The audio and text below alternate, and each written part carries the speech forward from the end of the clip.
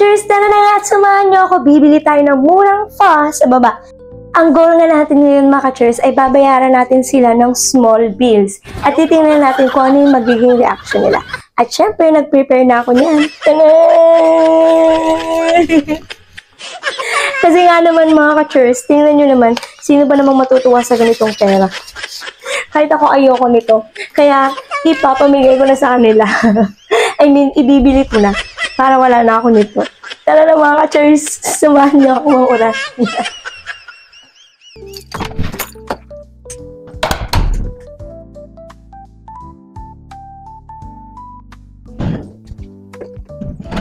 I got my target mga ka-church, and I saw this pho, which is only cost of 38,000 now. Let's get inside.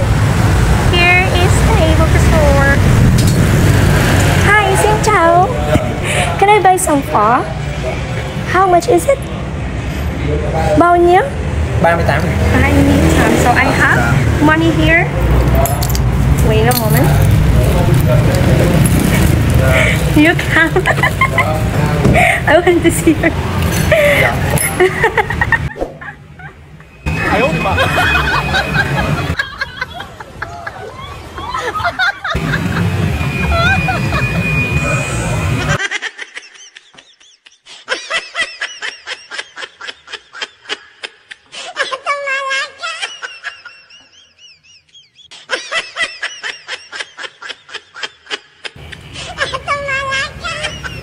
Is it good or no?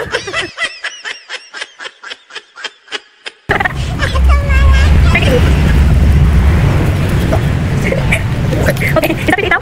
Okay. I want this is what is this? What is this? This one is what? Here's the veggies and patata. And that is how they cut on and the soup is savory. Yun yung pagkaling kuya, di ba? Ang galing. Panes. At syempre nakaiwalay din yung noodles and mga ka-church. And more extra veggies and salad. Syempre sabayin natin kakainin na namin. Okay, thank you! Ito na nga mga ka-church, nandito na tayo. At ito na ating binili pa. Syempre lalagyan natin sa malaking lalagyan. Para masaya, kita-kita yun. Kasi kapag sa bowl ko lang, doon din yung makikita yan mga church. So, tungtong ako si church. Itsura ni kuya kanina. Yan itong ating noodles. Kaya pag-iwahiwalay natin para makita nyo siyang hindi siya tinipid mga church. Kagaya dyan sa Pilipinas, sa Palawan. Siguro yung noodles ganito lang. Ganito. Tapos, magkano yan? 50? 80 na ata ngayon. Ito din yung ating soup. Actually mga ka-church, kapag ka dun kakakain ito, ano yung soup yung gusto mong kumuha pa, hindi ka nila pagdadamutan mga ka-church. Ano kaya ginawa ni kuya ito kanina? Ang galing, no? Ganun niya lang inikot-ikot. Nag-wonder talaga ako paano silang tatali nito. Siyempre, bubusin natin ang ating pinag ko lang ko. Siyempre, bubusin natin ang ating soup. Para makita yung mga ka-church. Ayan na nga. At hindi mawawala ang wait lang. Mix muna natin. Diba ang dami?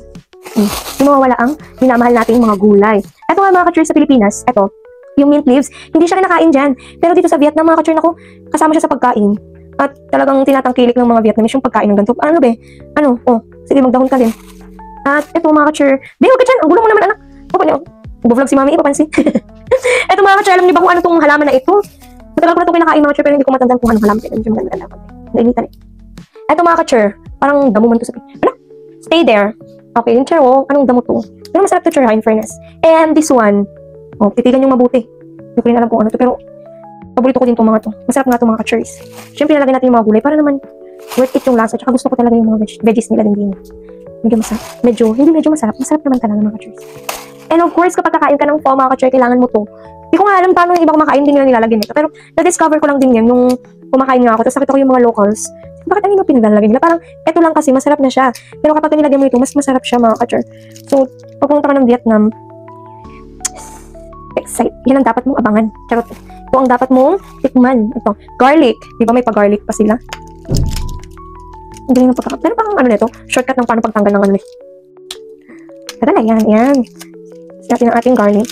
So, maganda ang garlic sa ating kalusugan. At syempre, meron tayong lime. Let's spray our lime. Ayan. And of course, may chili. Nilalagyan ko konti lang mga church, namin siya ng sili. Ako, man, magkaganon-ganon naman tayo. Konti lang mga ka-church. Malit lang, malit. Ayan na siya. Siyempre, tatagin natin. Hindi ko natadagdagan ng sili, mga ka-church. And syempre, meron tayong noknea. Na dinagdagan ko ng kalamansi, so hindi ko alam kung anong lasa nito. Sarap natin lang. Syempre, mga ka-church, hindi buo ang ating, eto nga mga ka-church po, kapag hindi, walang noknea. Pero mga ka-church, may share ako sa inyo, meron pala akong audience. Wait lang mga ka-church. At ito nga mga ka-church, syempre hindi buo ang ating pho kung wala tayong noknea. Yan ang partner niya, syempre. Syempre, imimix na natin mga ka-church. Ang laki talaga na lagyan ko. Sinadya ko talaga ito mga ka-church para makita nila ang itsura. Tsaka yung dami nung laman. Di ba ang dami? At syempre mga ka-church, shout out nga pala sa aking fans! Dalawa yung sila mga ka-church. Yung isa una. Yung isa tumago na sa camera. Lovely yung dalawa na yun. At ang flavor nga nito mga ka-church, may nakita ko malaking sili. Ano ginagawa ko? Nalalo! Dito na natin mga ka-church.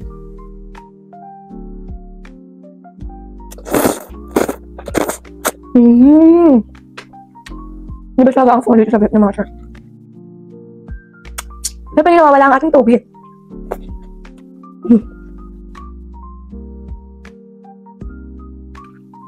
You want some meat? This is for you. And this is for your sister.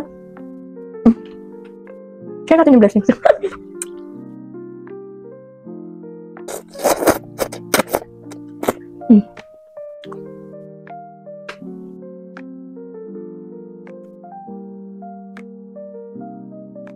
Meron ulit ng dala. Kain muna tayo.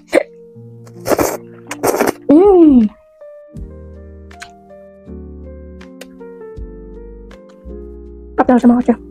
Ano?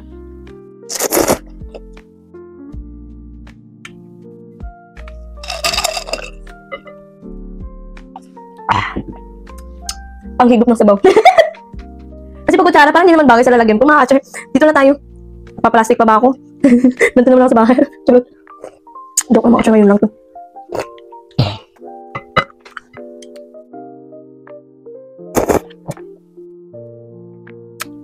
You want more? You want to what about what?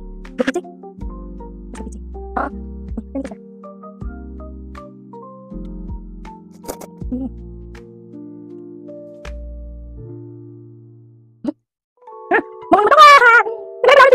Oh no!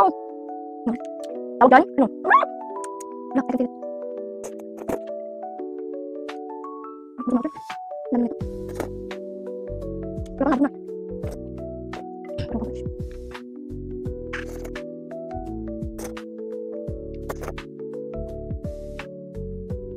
What one?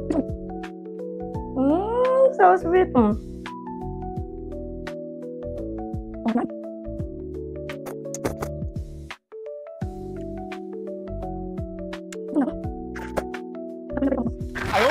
Ano natin? Umewang natin. Tama silbi.